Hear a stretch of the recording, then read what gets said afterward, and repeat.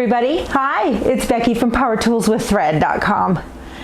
All right, we are at the coast right now, and I have been feverishly cutting squares and rectangles for the quilt blocks that are going to make up, these are log cabin blocks for you new quilters, and this is going to make up the new quilt that I'm going to put on the bed in the motorhome. So they're turning out really good. It's pretty easy to do. These are a lot of fun. I just copied the pattern that Christine had in the table runner that she made me. Where's that example? I don't know, it's buried. A lot of the fabric that I had for this quilt is in the form of a layer cake. So I did not have a whole bunch of this, and so I just pieced it.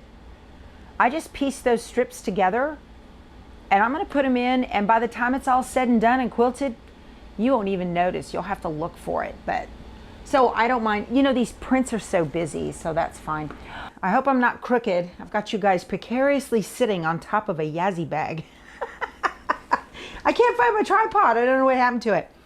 So it takes a total of 38 blocks, and that's what I've been doing here.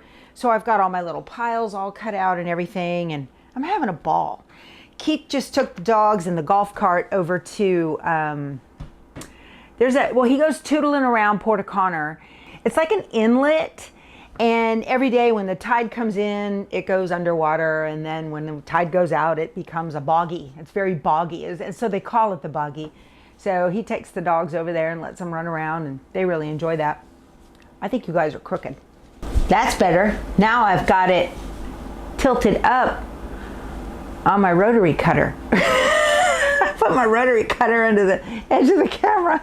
So I wanted to talk to you a little bit about Candy Corn Quilt Shop.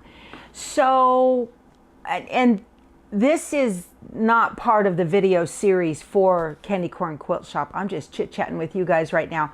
I'm going to do it using what's known as background quilting. And if you've never done a Kimberbell project before, Kimberbell has come out with these new background quilting designs, and it almost uses batting and fabric like applique. So it creates a placement line, you put your batting over it, and it tacks the batting down. Then you pull the hoop and you trim the batting around that line. And then you put your fabric on top of it, and then it will stitch a tack down for the fabric, and then it'll make a really cute little design in the, on the fabric. Now, that whole process is not included in the pattern book at all. And I will talk about that when I make the first introductory video for Candy Corn Quilt Shop. You can download these designs off of the Kimberbell website. They are not included on the CD that comes with the book. The book does not mention the word batting in it at all when it comes to that quilt top. So if you want to do that, I will be doing that, and I'll show you where to get the designs and all of that. The designs that come from Kimberbell are very, very cute. There's little spider webs, there's little pumpkins and brooms and witches, just all kinds of cute stuff. Little spools of thread and all kinds of stuff.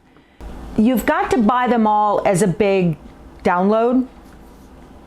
And some of you might like an alternative to doing that. Maybe you want to do background quilting on your designs, but you want an alternative to doing that, getting those designs. You can buy the border designs separately, which is pretty cute. So Designs by Juju has these things called sashiko blocks.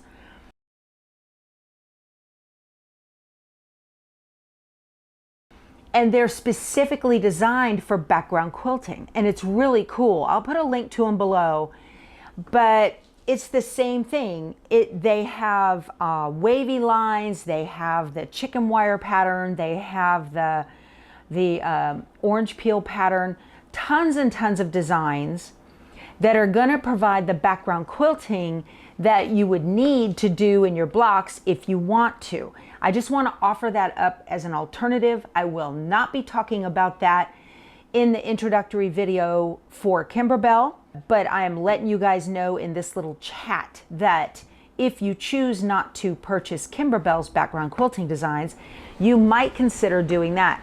You could also do that if you've got one of these fancier embroidery machines that has a design center in it or something like that, that you might be able to put together some background quilting designs using your machine.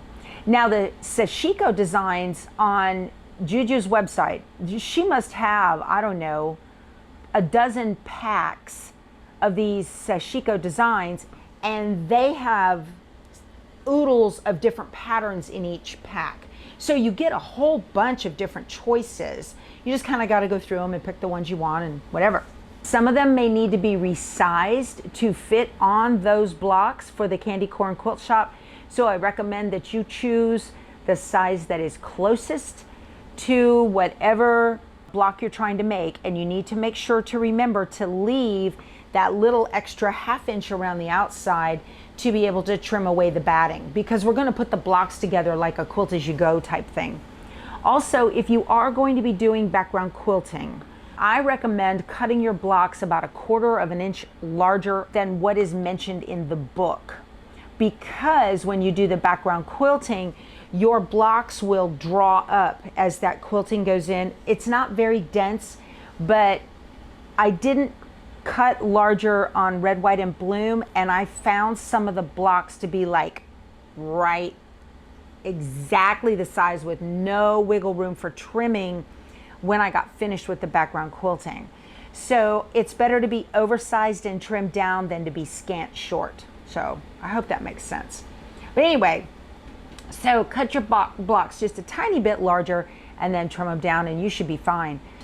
Otherwise, if you're not going to be doing the background quilting, then you will just finish the quilt top like usual, and then you can create a quilt sandwich with the top and the batting and the backing.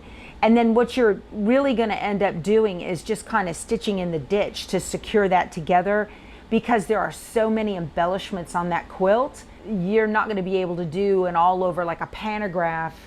I mean, you can, but you're going to end up stitching over the applique, and I don't think you want to do that, but that's up to you, completely up to you. I just put out a blog post about Candy Corn Quilt Shop. I've got some ideas in there and some stabilizer information and all kinds of stuff like that. So that's at powertoolswiththread.com.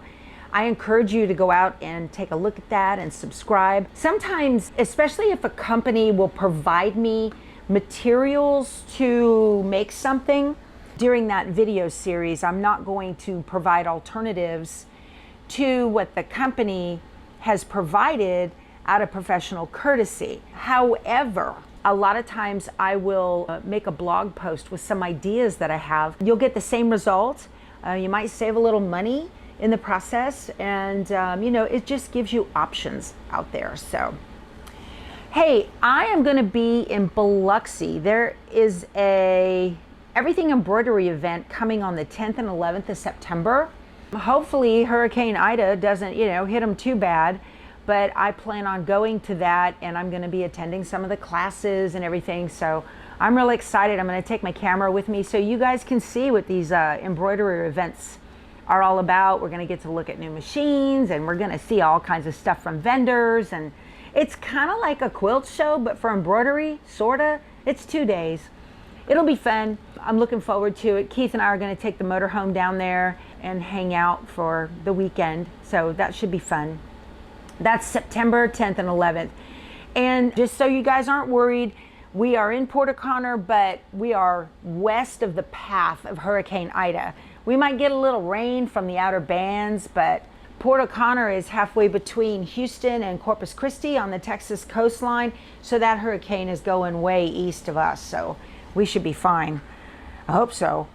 We're going to wait until tomorrow. We're going to go home tomorrow, Sunday. And so we're going to wait and see if the path thinks it's going to change at all. And if so, then we'll take the boat home with us. But I think that we're okay right now. So anyway, I needed to get more fabric for my quilt here because I was shy like this and a couple of other pieces. And so I went online and I got my fabric from So Yeah out of Vegas, and they had just like yesterday, I think, launched a new website for online shopping. So I ordered the couple of pieces that I wanted. And after I checked out, I was like, oh, I need this other piece.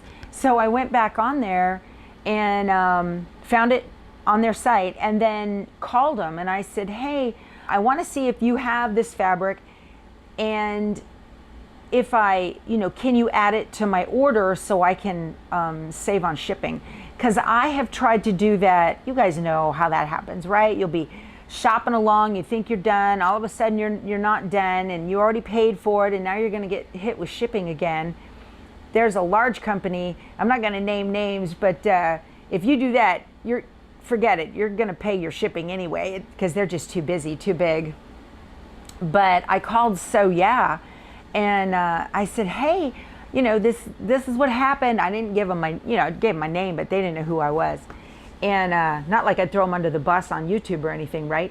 So, but yeah, I spoke to a very nice lady, Vanessa, and she was so helpful. She said, yeah, let me see if we've got that fabric. And then she came back and they didn't have one of the two that I wanted, but she said, go ahead and place your next order and I'll make a note and we'll refund the shipping for you when we fill the order. And I got emails today saying that exactly happened. So kudos to So Yeah out in Las Vegas. Great customer service and I really appreciate it. So good job. There's a lady who watches my channel, Mary Williams, and she has a fabric store. I was talking about the science quilt and all of the bubble fabrics that I had bought for it. She made a comment on the video that that's that one for potions that I'm making for my grandson from the last video that I put out. She said that there was another set of bubble fabrics called Soda Pop.